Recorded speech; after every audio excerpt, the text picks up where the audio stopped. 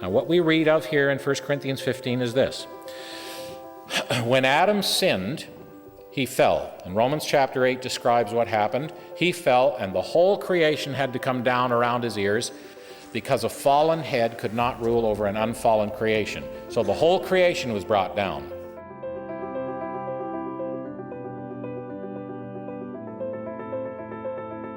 When the Lord Jesus came, his purpose in coming down was to put everything back in place, which had the family business had fallen into disarray through no fault of his own. He came to restore that which he took not away, and to put everything back in place. The last thing to be put in place is that old enemy, death, the last enemy which is going to be dealt with once and forever.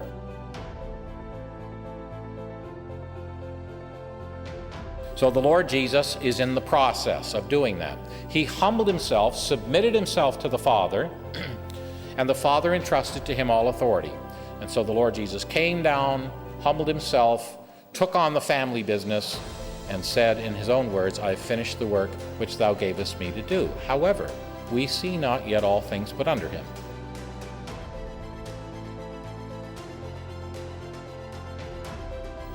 There is a process. That process was prophesied in the words of the psalmist when he said, "Son, sit here at my right hand until I make your enemies your footstool." That period is still going on right now. His enemies have not yet been made his footstool. When at last all is put under God, as we read here, he must reign till he hath put all enemies under his feet. He is sitting now not on his own throne, but on his Father's throne, until everything is put back in place.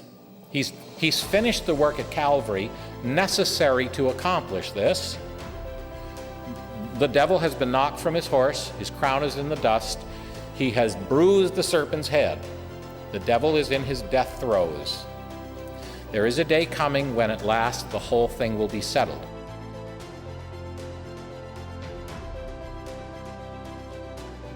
The last act will be for the Lord Jesus then to submit himself to the Father for one last audit.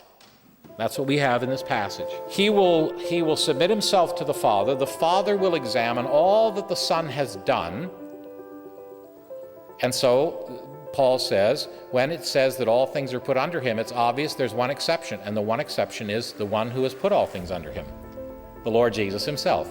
So the Lord Jesus will take one last step of self-humbling in presenting the whole process to his Father for the final audit. The final audit will be taken. God will be completely satisfied with what the Son has done.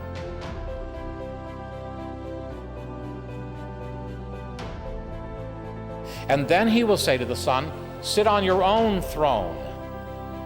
And the Lord Jesus, a real man, will ascend the steps to his own throne. And as he sits down upon that throne, the cry will go out, "Jesus Christ is Lord." And every knee will bow, and every tongue will confess in acknowledgement that Jesus has done this. He has put everything back in place so that Adolf Hitler and Muhammad and the Buddha and the devil himself will get on both their knees. I don't think they'll be forced to. Personally, God has gone to a lot of effort not to force people to do anything. I think they will be overwhelmed with the fact, the incontrovertible fact, and they will say, "He won. He won." And every knee will bow, and every tongue, for one moment in history, every God-conscious creature will fulfill the purpose for which they were created, to the glory of God the Father. I can hardly wait for the day.